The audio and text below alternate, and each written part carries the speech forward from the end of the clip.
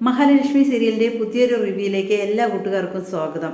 കണ്ണനെ ഒരുപാട് നീർക്കിഴികളും തലയിൽ ഒരുപാട് എണ്ണകളും എല്ലാം ഇട്ടിട്ട് വൈദ്യരെ എണ്ണപ്പാത്തിയിൽ ഇങ്ങനെ കിടത്തിയിരിക്കുകയാണ് കേട്ടോ. അതേസമയം കണ്ണനോട് ചോദിക്കണേടാ കണ്ണ തനിക്ക് എന്തെങ്കിലും തണുപ്പ് തോന്നുന്നുണ്ടോ എന്നിങ്ങനെ ചോദിക്കണം. എനിക്ക് ശരീരത്തിൽ തലയ്ക്ക് ഭയങ്കര തണുപ്പ് തോന്നുന്നുണ്ട് എന്നിങ്ങനെ പറയുകയാണ്. തൻ്റെ തലയിലെ തണുപ്പ് കാലുകളിലേക്ക് ഇങ്ങനെ ഇറങ്ങി വരണം, അപ്പോഴേ സ്പർശനം അറിയുള്ളൂ.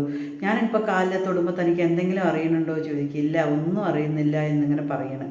തൻ്റെ കാൽവിരലെ ഒന്ന് അനക്കാൻ പറ്റും, താൻ ഒരുപാട് പ്രതീക്ഷയോടെ ഇരിക്കുക എന്ന് പറയണം. അതേസമയം കൂടെയുള്ളവരോട് പറയണം, ഞാൻ എത്ര മണിക്കൂർ ഇവിടെ കിടത്തണമെന്നുള്ളത് അറിയുമല്ലോ, അത് കഴിഞ്ഞതിന് ശേഷം കുളിപ്പിക്കണം കേട്ടോ എന്നിങ്ങനെ പറയണം കേട്ടോ.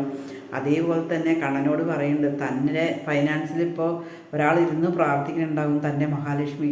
എടോ, ഒരുപാട് പേര് പ്രാർത്ഥിക്കുമ്പോൾ അത് ദൈവം കേൾക്കാതിരിക്കില്ല. ഞങ്ങളെല്ലാവരും തനിക്ക് വേണ്ടി പ്രാർത്ഥിക്കുന്നുണ്ട്.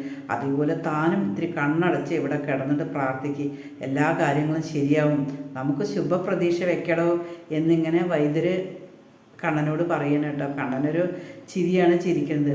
അതിനുശേഷം ആ കള്ളന്മാർ വന്നിട്ട് കണ്ണനെ കൊല്ലാൻ വേണ്ടിയിട്ട് വരുന്ന ശക്തി വന്നിട്ട് ജനലിൽ കൂടെ നോക്കുകയാണ് കേട്ടോ. വൈദ്യരിങ്ങനെ കണ്ണൻ്റെ കൈ പിടിച്ച് തിരുമ്പണതും കാല് തിരുമ്പണതും എല്ലാം ഇങ്ങനെ നോക്കി കുറേ നേരം നിൽക്കുകയാണ് കേട്ടോ. അതിനുശേഷം ശക്തി പോവുകയാണ്, ഒരു മുഖമൊക്കെ ഒരു തരത്തിലിങ്ങനെ ആക്കിയിട്ട് ശക്തി പോവുകയാണ് കേട്ടോ.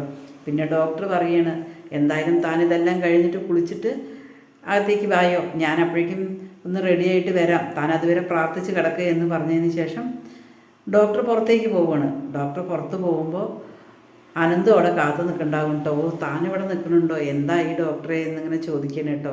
ഞാനിപ്പോൾ എന്താ പറയുക, ഒന്നും പറയാറായിട്ടില്ലല്ലോ, ഞാൻ പറഞ്ഞിട്ടുണ്ടല്ലോ 6 മാസമെങ്കിലും ആകും, ശുഭപ്രതീക്ഷയൊന്നും വെക്കണ്ടെന്ന് ഞാൻ പറഞ്ഞിട്ടുണ്ടല്ലോ എന്നിങ്ങനെ പറയണ്.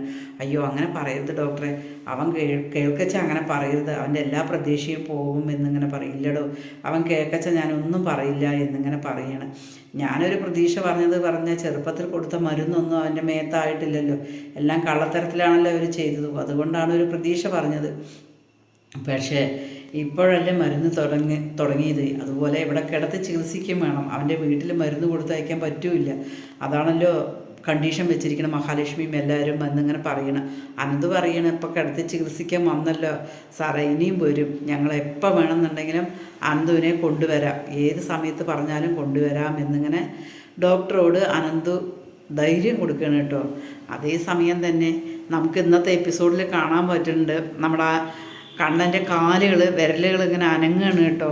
കണ്ണനാകെ അതിശയിച്ച് പോവുകയാണ്, കാൽവിരലുകൾ ഇങ്ങനെ അനങ്ങിയിട്ട് കണ്ണന് സ്പർശന സുഖമൊക്കെ കിട്ടിയിട്ട് കണ്ണനാകെ ഒരു പുതിയ ജീവിതത്തിലേക്ക് വരികയാണ്. അങ്ങനെയാണ് നമുക്കിന്ന് എപ്പിസോഡിൽ നമുക്കിന്ന് കാണാൻ കഴിയുന്നത്. എല്ലാവർക്കും വൈകുന്നേരത്തെ മെഗാ എപ്പിസോഡിന് കാത്തിരിക്കാം.